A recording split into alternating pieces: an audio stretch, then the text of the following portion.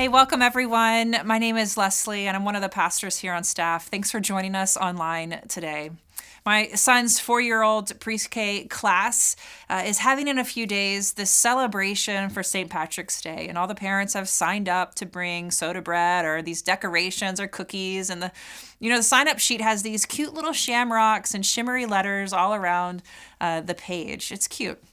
But you see, St. Patrick's Day has become a lot about the festivities, from the Chicago River being dyed green to pots of gold and these little leprechauns.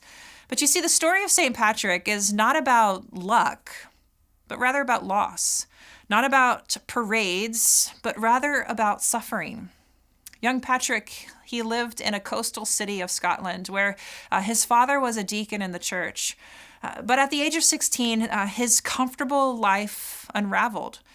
It was the year 405, and Patrick, along with many others, were captured by pirates and sold as a slave in Ireland.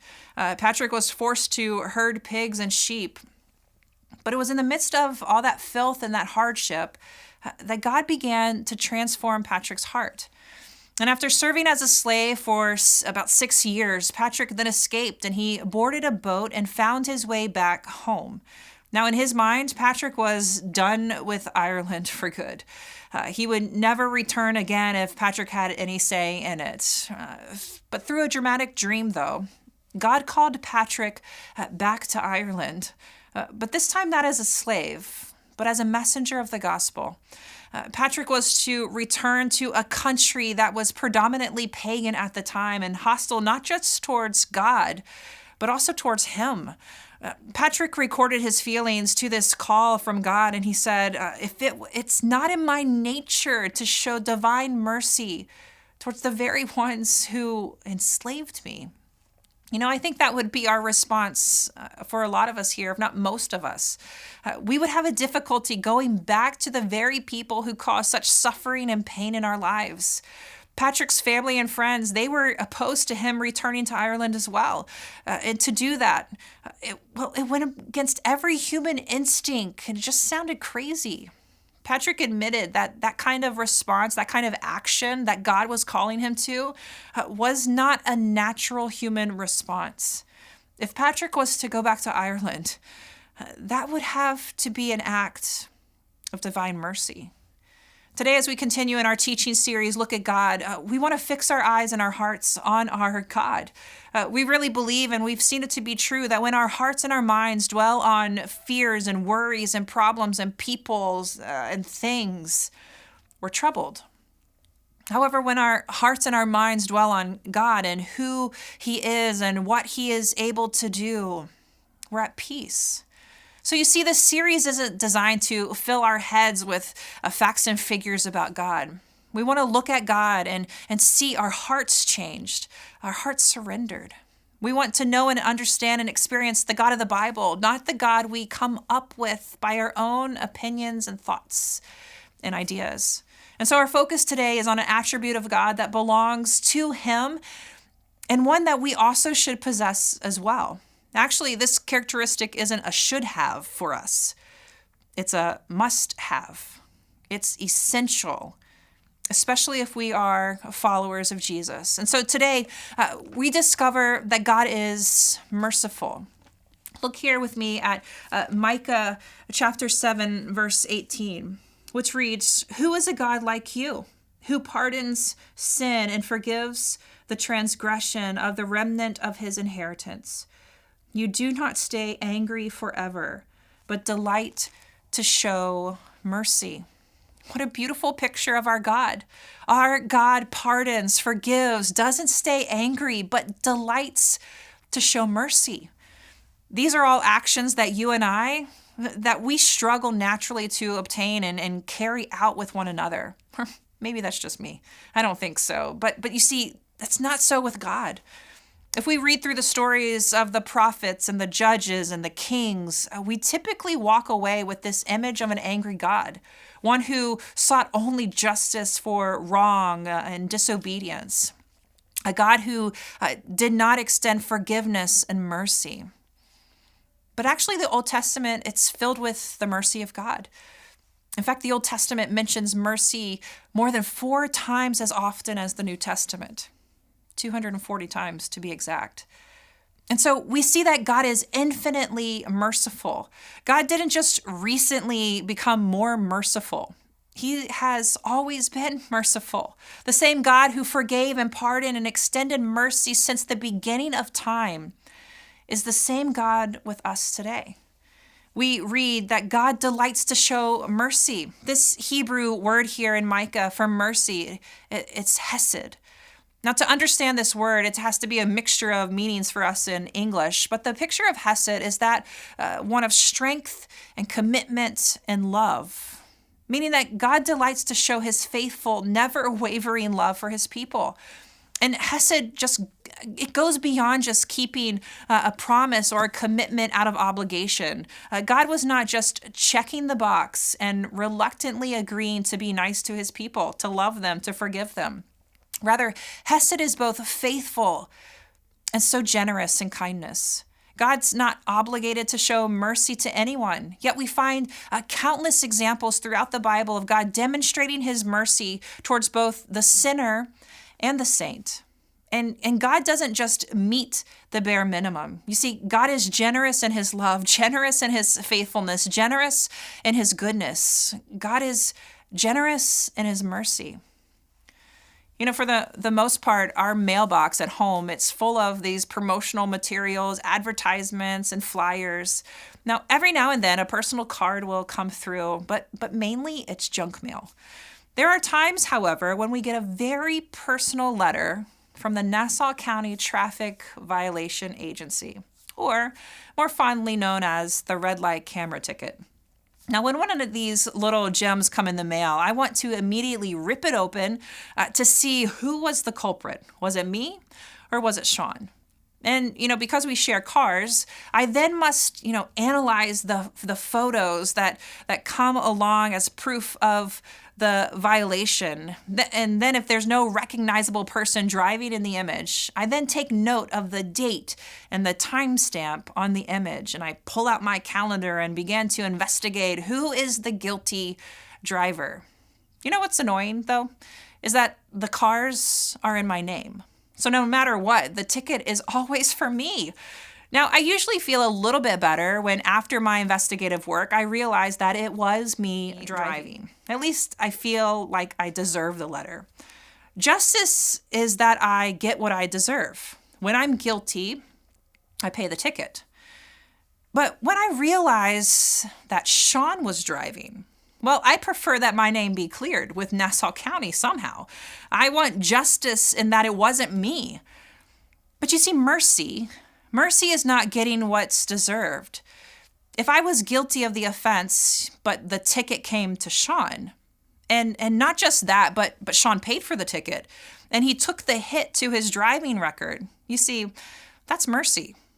I would not be getting what I deserve. We all want to just rush to the grace of God. We want to just have the ticket paid for, but then on top of that, we want a 5-night all-expense paid trip to the Bahamas as well.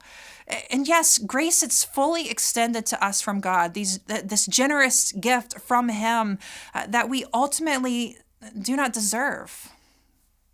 But don't jump over the mercy of God. Don't skip that we do not get what our sin and our disobedience, what our offenses before God ultimately deserve. You see, because our God is merciful. There is nothing that we have done to deserve God's loving kindness. God, who is generous and faithful to his promise, sent Jesus so that we did not receive justice, but mercy. God acted out of his love for the world and took on flesh and dwelt among us, full of grace and truth. And so we know that if we want to know what God is like, we look at Jesus. If we want to know what the generous, faithful kindness of God is like, we look at Jesus. And so to do that, I want us to take a peek at an account in the Gospel of Mark. Mark chapter 10, starting in verse 46. And we read here, and says, "As Jesus and his disciples, together with a large crowd, were leaving the city, a blind man, Bartimaeus, was sitting by the roadside begging. When he heard that it was Jesus of Nazareth, he began to shout, 'Jesus, Son of David, have mercy on me.' Many rebuked him and told him to be quiet, but he shouted all the more, Son of David, have mercy on me." Jesus stopped and said, "Call him." So they called to the blind man, "Cheer up, on your feet, he's calling you." Throwing his cloak aside, he jumped to his feet and came to Jesus. "What do you want me to do for you?" Jesus asked. The blind man said, "Rabbi, I want to see." "Go," said Jesus, "your faith has healed you." Immediately he received his sight and followed Jesus along the road. Now, I wonder what the faces of the crowd look like after observing this scene. Here's Jesus. He stopped. He took notice of this man, a beggar, someone who was, in a sense, undeserving of attention. Yet Jesus had mercy on him. This is a picture of the generous, loving kindness of God that does not just give what is deserved. And we're commanded to do likewise. So today I want us to discover this truth together, that the undeserved mercy of God calls and compels. The undeserved mercy of God calls and compels. It first calls us to come. Here we read about a blind man named Bartimaeus who sat alongside the road to collect alms from the wealthy people who passed by him on the way to Jerusalem. And when Bartimaeus heard that Jesus was in the crowd going by, Bartimaeus took action. I'm sure that just as much as the crowd knew of Jesus' activity and his miracles, Bartimaeus did as well. And so he called out, "Son of David." This is a clear declaration that he believed Jesus just may be the one they've been waiting on, the promised one, the Messiah who was going to bring healing and restoration to set captives free. Bartimaeus knew he was in need of Jesus for physical healing, even though Jesus came to offer so much more. Now, the crowd tried to silence Bartimaeus, but that didn't stop him from calling out for mercy. And his shouts became louder and louder and eventually stopped Jesus on the road. We read that Jesus then called for Bartimaeus to come to him. The mercy of God was in full display through Jesus. Now notice that when Bartimaeus called for mercy, he didn't care what other people said. He didn't care about other people's opinions. He knew that he needed what he needed, and the only one who could restore what was missing was Jesus. And then Jesus called Bartimaeus to come to him. You see, when mercy calls your name, when Jesus calls, you better go. Because to experience healing and wholeness from God, you have to respond. Mercy's not forced upon you. It's offered, and it's waiting. But we must come. You see, Scripture reads that anyone who calls on the name of the Lord will be saved. That word saved, it means that we'll be healed from the brokenness of sin and the effects of sin on our lives. Jesus was and is willing and able to extend his mercy to us and our failures and our needs, and he can restore and heal, but we have to come to him. There's something intriguing about the mercy of God, because it doesn't make sense to our human minds most of the time. Now, we may not be audibly crying out as this beggar was for Jesus to see our pain, to see our problem. We may not be shouting in the streets for his mercy in our situations and relationships, but each one of us here has a need for healing and restoration. And listen, I know Jesus hears you, and he sees you calling out from your hearts. And the invitation is the same for you as it was for Bartimaeus. Call out to Jesus. His mercy is calling to you. There's no other way to experience healing and restoration in this messed up and broken life other than through Jesus. You see, we need mercy to be extended to us in the deepest of ways from the only one who has the ability to bring healing and restoration in our lives. Look here again with me at verse 50 and 51. We read that Bartimaeus, it says that he threw off his cloak aside and he jumped to his feet and came to Jesus. "What do you want me to do for you?" Jesus asked. The blind man said, "Rabbi, I want to see." Mercy called, and Bartimaeus threw his cloak aside and went to Jesus. I love this imagery because as a beggar, that cloak and the few coins and alms that he had collected and stored in his cloak were perhaps all that Bartimaeus had to his name. And he put it all down, everything. to come to Jesus. He gave it all up with eagerness. I think he did that because he knew that what he was about to experience would be worth so much more than he ever could have held onto with that cloak. Jesus then asked him, "What do you want me to do for you?" Now, this may seem like a silly question. We think, of course, Jesus should have known that the man was blind and he wanted healing. But this is a question that can actually reveal the intentions of hearts. You see, just a little bit earlier in the journey, Jesus, he asked two of his disciples that very same question back in verses 36 and 37. Jesus says to them, "What do you want me to do for you?" The disciples, though, their response was of selfish gain and status. They wanted to be prominent and important in the kingdom of God, for others to recognize and respect them. Bartimaeus, though, his response was to be made whole, to see, to move from darkness to light. You see, in order for us to experience the mercy of God, we have to be willing to put down our burdens and the things that could prevent us from coming to Jesus. Now, this might be what we think. It might be what we think we deserve in a certain situation or relationship. Maybe we need to lay down and set aside, similar to the disciples, set down our selfish gain and our status. But you see, to respond to mercy, it may not be just as easy as you may think. We assume mercy just means we get a pass, that we've escaped something. But you see, mercy is so much more. The hesed kindness of our God doesn't want to just leave us in our mess. He wants to bring us to a place of so much more. You see, if we want to receive the healing and wholeness of God, we have to put down the stuff that's clouding our vision, distracting our pursuit, and has held us captive for far too long. Stuff like pride, resentment, grudges, lust, unforgiveness, greed, and the list goes on and on and on. We need to realize that giving those pursuits and responses up are worth it, because what Jesus is offering is so much more. And so the question is same for you and me today from Jesus. He asks, "What do you want me to do for you?" His mercy is wide and generous and brings healing that you long for in your life, long for in your relationships, your family, your workplace. Call out to mercy. Set aside what's keeping you from being healed from the inside out. God's mercy, it calls us to come to him. God's mercy, it then compels us to follow. In verse 52, we read here that Jesus says to Bartimaeus, "Go, your faith has healed you." Immediately he received his sight and followed Jesus along the road. After Bartimaeus received healing from his blindness, we read that he went after Jesus. He followed him.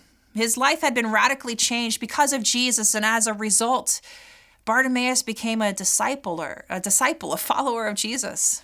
The mercy of God so impacted him that he wanted nothing more than to spend his life pursuing the one who had made him whole. Now, this response of Bartimaeus, it reminds me of what the Apostle Paul wrote in Romans chapter 12. Verse 1 says, Paul writes, "Therefore I urge you, brothers and sisters, in view of God's mercy, to offer your bodies as a living sacrifice, holy and pleasing to God. This is your true and proper worship." In view of God's mercy, we're to offer our bodies as a living sacrifice. Listen, mercy should change the way we live. Mercy should change the way that we live. I said that again. Mercy should change the way that we live. We should live with God's mercy always in our view. This means that we sacrificially lay down our lives for God and for others. When we realize all that God has done for us, his mercy, the whole of our being, our lives, it should show. We should be moved to follow in his ways. We should be compelled to follow after him. When Sean and we took Kate home from the hospital, I was so nervous.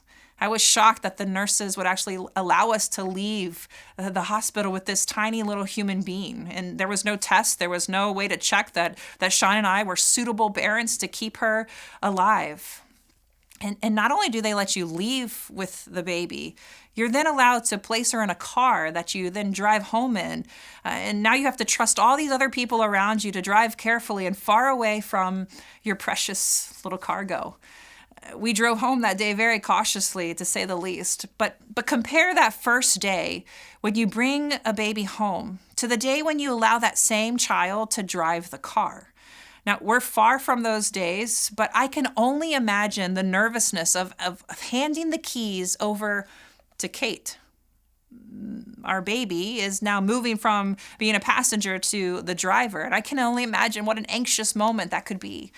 Because you see, up until then, I've been the one driving. I know the destination. I know the way we are getting there and the route and the speed at which we're going to go. My kids, they're just the passengers along for the ride. But you see, to give Kate the keys, I now have to trust her because the person in the driver's seat is the person in control. Now, many people prefer Jesus to be in the passenger seat of the car, to offer some company for the journey or a good conversation. But you see, if Jesus is driving, that means that I'm not in charge of my life anymore. I'm not in charge of my wallet anymore. I'm not in charge of my ego anymore, or my agenda, my mouth, my responses, my thoughts anymore. And we surrender to him and his ways because we have in view his mercy, this undeserved kindness and love that I've received through Jesus. And so I need to get out of the driver's seat of my life and lay down my whole life, lay it down and give it over to him as worship, as a sacrifice. I need to give him the keys. You see, mercy should move us, should compel us to follow the Jesus way, just as we read Bartimaeus did, meaning that we love our enemies. We do good to those who hate us. We forgive, we lend, we're merciful because our Father in heaven has been merciful to us. We set right the wrongs. We're not to be overcome by evil, but overcome evil with good. And we follow in the footsteps of Jesus, who did not come to be served, but to serve and give his life for the sake of others. We forgive, we love, we serve. Now, this doesn't mean that we continually place ourselves in harm's way with others who may abuse or hurt us. We're wise in those situations. But you see, mercy does not require submission to abuse of any kind. But Jesus did just that. He was wrongfully accused and endured every kind of abuse, yet he carried our sin and shame and guilt and punishment for you and for me. He wasn't a victim, though. He was in full power, full control in his submission, and he willingly laid down his life for us. And we, in turn, are called to lay down our lives for others, to extend mercy to those, even to those who seem like they don't deserve it. St. Patrick, while he had no natural desire to return to the very people who had wronged him, who had caused him to suffer as a slave, God's divine mercy moved him to go. In 432 AD, Patrick used his own money to purchase a boat and sail back to Ireland. He spent the rest of his life preaching the gospel in Ireland, watching many people come to Christ, people who may have seemed undeserving because of how they treated Patrick. Yet when you experience the mercy of God, it moves you. Later in his book, Confessions, Patrick wrote this. He said, "I am certain of this. I was a dumb stone lying squashed in the mud. The mighty and merciful God came, dug me out, and set me on top of the wall. Therefore, I praise him and ought to render him something for his wonderful benefits to me, both now and in eternity." You see, when we realize the undeserved mercy from God, it should transform us. Our natural inclination, our natural response is for others to understand and know and feel the hurt that their actions or their words have caused us. We don't want someone to get off the hook too easily if they've done us or others wrong. But you see, when we withhold mercy, this undeserved loving kindness, when we withhold that to others, we show that we do not recognize what we have ourselves received from God. God's undeserved mercy calls us to come to him.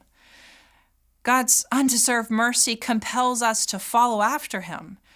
Jesus says, be merciful as your Father in heaven is merciful.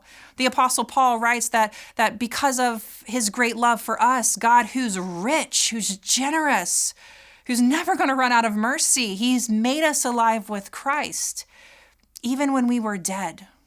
And it's by grace that we've been saved. You see, Jesus, he presented his body, his life as a sacrifice for you and for me, and we're called to do likewise.